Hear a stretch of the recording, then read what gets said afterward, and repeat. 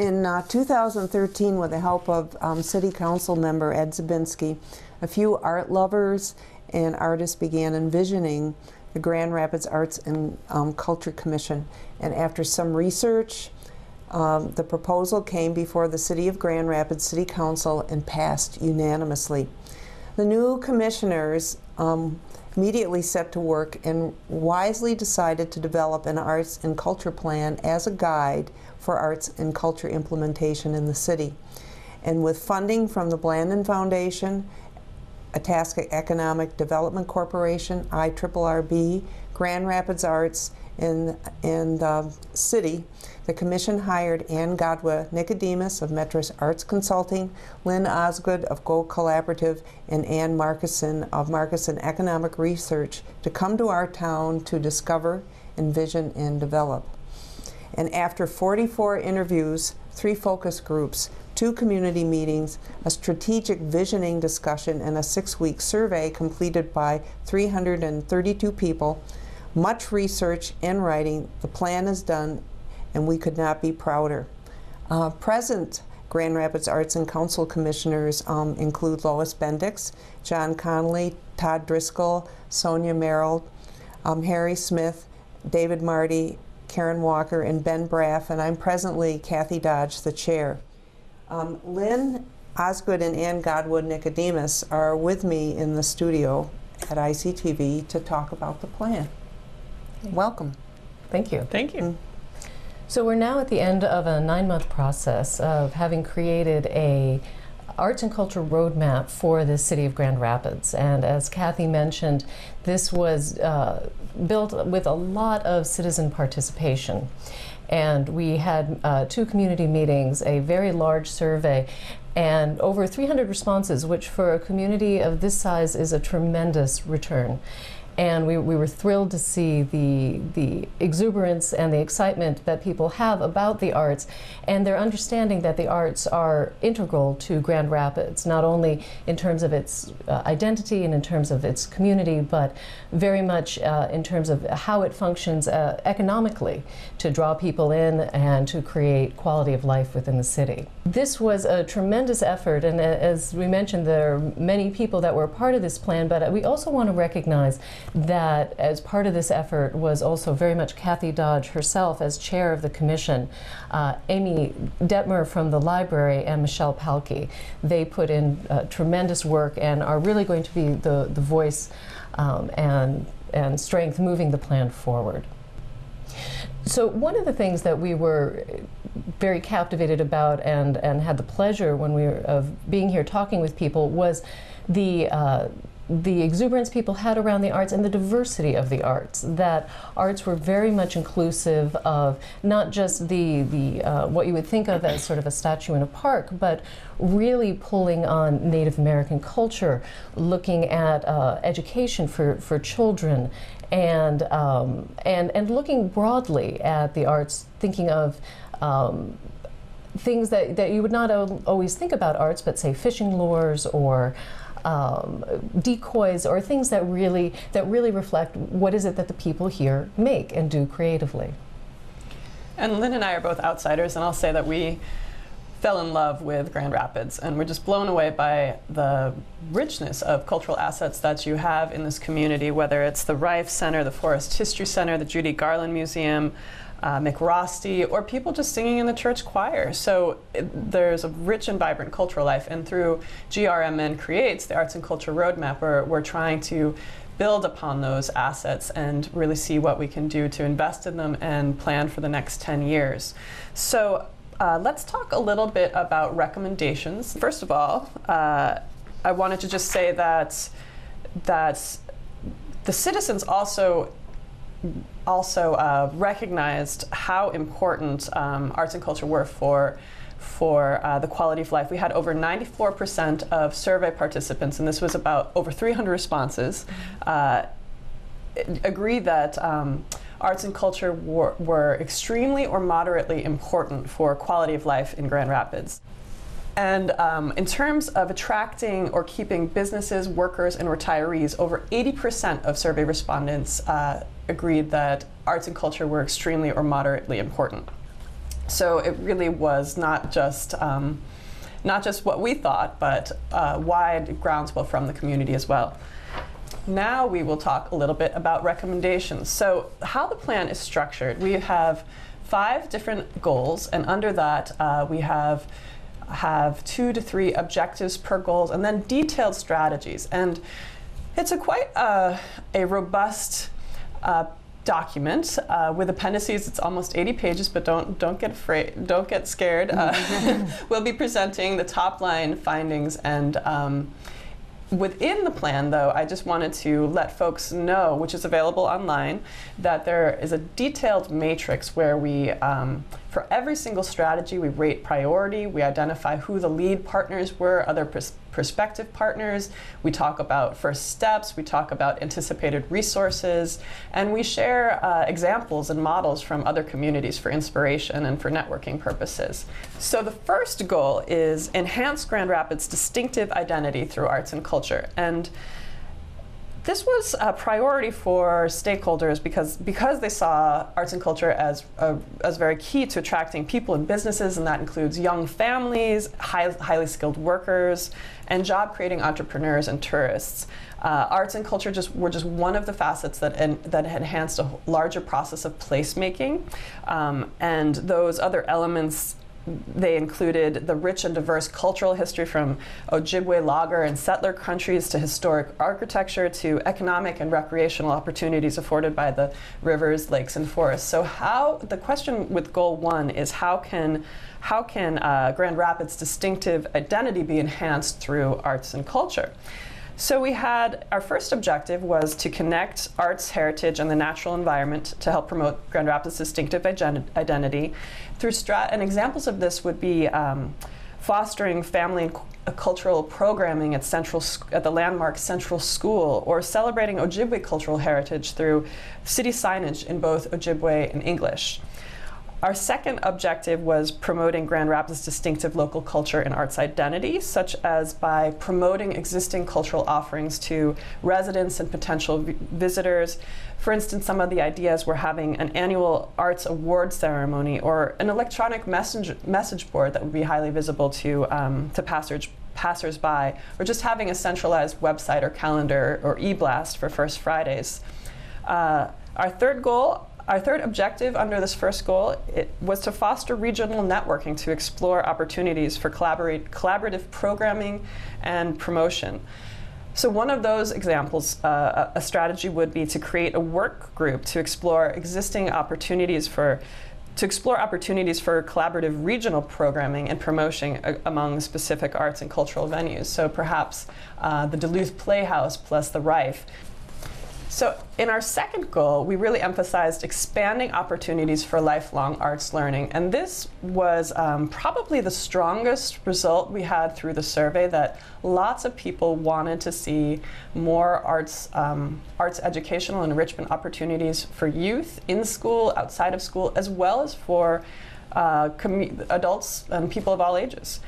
So the reasons why they linked arts learning to being a whole person and to the creative thinking that's required to be competitive as an employee or an entrepreneur, as well as they saw the power of arts for healing and empowerment. So they prioritized wanting low-income youth to have access to arts learning and enrichment.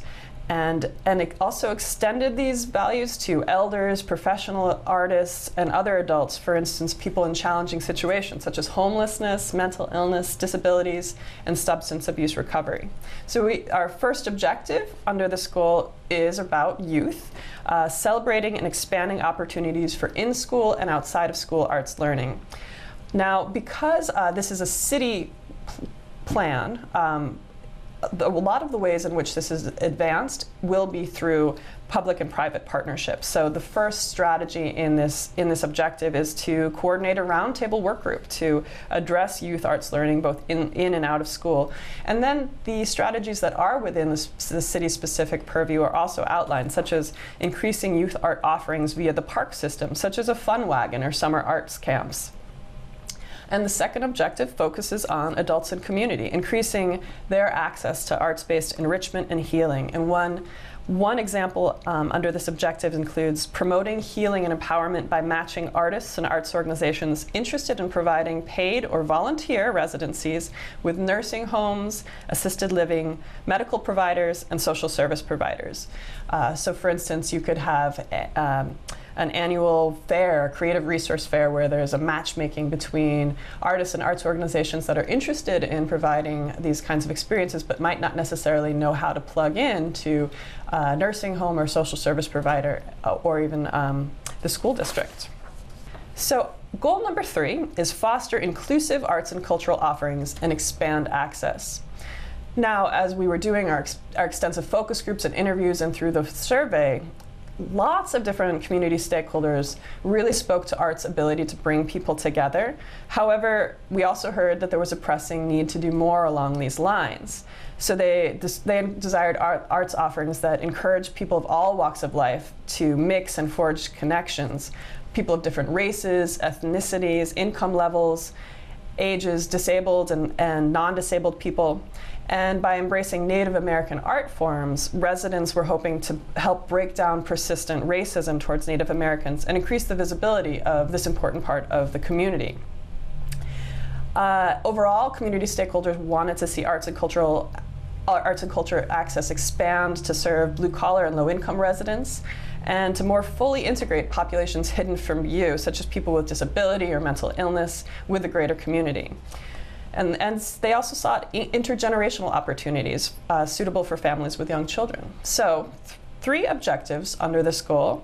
The first is to facilitate community spaces and programming that welcome the entire community. And an example of how we're going to make this happen is by clarifying and streamlining city rules related to street festivals, performances in parks, or street performance via frequently asked question fact sheets. So that's an easy step that the Arts and Culture Commission can take relatively quickly to try to increase inclusive arts and cultural access and expand for those populations. The second objective is increase the amount of inclusive arts and culture offerings through public-private partnerships. Again, recognizing that this will be larger than the Arts and Culture Commission, we recommend forming a work group to informally share updates and explore opportunities for collaboration and nurture these public and private partnerships to specifically advance all the different kinds of inclusivity and access that we've outlined. The last objective is expanding arts and cultural offerings to all people, regardless of family income. And so one strategy to implement that objective is seeking opportunities to expand scholarships, subsidies, and passes. And so if you want to take the next goal. Sure. And so for goal 4 focuses on the use of the arts to animate the physical realm and improve connectivity. And if a strong desire to increase opportunities for lifelong learning was the primary thing that we heard from people in the community. The desire to use the arts to animate the physical realm, particularly the downtown, was the next thing that we heard very strongly from folks. And what this is to use the arts to animate the downtown, both for quality of life for the residents, but then also to bring a sense of identity and community. And this could happen through historic sculptures, is what you would traditionally think of, or other things such as making vibrant crosswalks, which helps in terms of wayfinding, but then also in terms of safety when your eyes are directed to a specific location and it's animated in a beautiful way. That can just help with multiple objectives. So there are 2 main objectives for this goal. The first one was to infuse and align existing city policies, plans, and projects with arts and cultural goals. And within Grand Rapids as a city is very fortunate in that they have a very strong and dynamic planning environment, and there are many goals that are out there with the downtown plan, the comprehensive plan, and there are many strategic ways to align the goals that have come out through this process with existing plans, and in this way strengthen and create different ways to enter into ways for accomplishing these ends. One particular way that this could be accomplished is partnerships with Get Fit Itasca, an exemplary program the city has, which is of multiple partners working to improve health across different sectors. The second objective is to embed art into existing and future streetscapes in order to create a dynamic and vital physical environment. Most typically, cities help with animating the public realm by helping infuse art into capital projects that they're in charge of. This could be in terms of bridge building, road building, buildings themselves, cities' facilities, and creating art within those developments. Now, before the city gets to that step, they can help foster the donations of other pieces that would become part of the city and would be embedded into the social fabric. The third objective is to create specific public art policies and develop a program that could consistently contribute to the vitality and economic development of the city. Typically in cities who have a public art program, they will allocate either a half or anywhere up to 2% of capital projects, and those would be building projects or road projects, to go towards the creation of art. So it is possible for the city at some point down the future to create that type of specific policy. Before that, though, there are many policy options that are available, such as creating an adoption policy, which would mean if there was someone that wanted to donate a specific piece of work to the city, the Arts Commission would look to create policies that would specifically outline what would be required and how that would happen. And that's an excellent first step for understanding how such things would happen administratively. The last goal that's part of the plan is to foster support for artists and arts and culture organizations. This is critical because it asks the question, how is it that the city can support artists and art organizations, really the ones that are the people that create the creative milieu and the cultural vitality that that the city so strongly has. For this, there are two primary objectives within this goal. The first is to cultivate strategies with allies in the business community and to increase opportunities for cultural entrepreneurs and practitioners. It was also heard many times from the community how important the arts are to attracting and retaining a vital workforce, and that folks, particularly younger generation, want to come into a town where they know that there are cultural opportunities, whether that's listening to music or seeing good movies or seeing an art show. And the business community understands how important that is. So for strategies for achieving this, it can be something as simple as creating an annual arts awards for the business community and really acknowledging those businesses that do a lot to help create opportunities for artists and entrepreneurs. The second objective is to tap into existing spaces to create opportunities for creative practitioners to live, work, and play. Part of fostering a creative cultural environment is making sure that artists have affordable places to live, affordable places to work. One strategy that is taking off nationally is the idea of creating pop-up shops. And this is where folks will help organize to occupy currently vacant buildings with artists and usually on a temporary basis so that they can show their work or sell their work. And this helps to animate the streetscape and bring attention to the local work that's being done. We have identified quick wins, or Lynn and Ann. This is really, really important to a plan because we need to show that after all this hard work that we can immediately begin to implement some of the ideas that have been generated. And that will, some of the quick wins include an annual arts award for an organization or a business that's been particularly supportive of the arts. Also, another idea that's been generated is to simplify rules and regulations on a city-wide basis for things like food trucks and entertainment in the streets, serving wine and while you're hosting arts events. Those are things that have been somewhat mysterious and will be simplified. So we're really looking forward, the Commission is really looking forward to working on these quick wins. Now, a really good example of how having a plan in place works can be, I think it's on the next slide, working with funding. And I'm going to give you an example. Presently, Art Place America has a lovely, lovely opportunity, grant opportunity for one rural community in Minnesota. Now we have a plan, we've been doing our research, we have been working hard. So we feel we're really well placed now to begin to go after some of these grants, and Art Place America is one of them that we will be sending a request in for. Also, another very good example is the Blue Cross Blue Shield grants that come out regularly or yearly.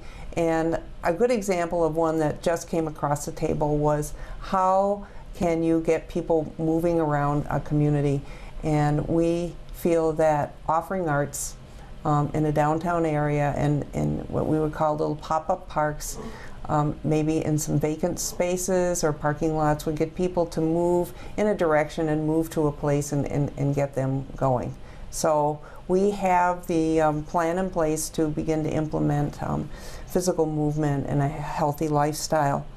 So in order to, I think, is there one more slide? Nope, that's the last one. What? That's it. That's it. Okay, so this has been a fabulous grassroots effort on the part of many.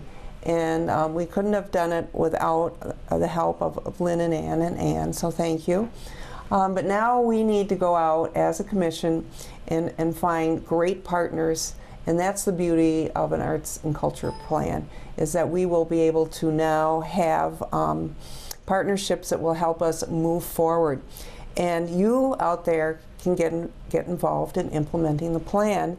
And if you are interested and you would like to come forth, you can go to the City of Grand Rapids website and express your interest in helping us develop arts and culture in our wonderful community.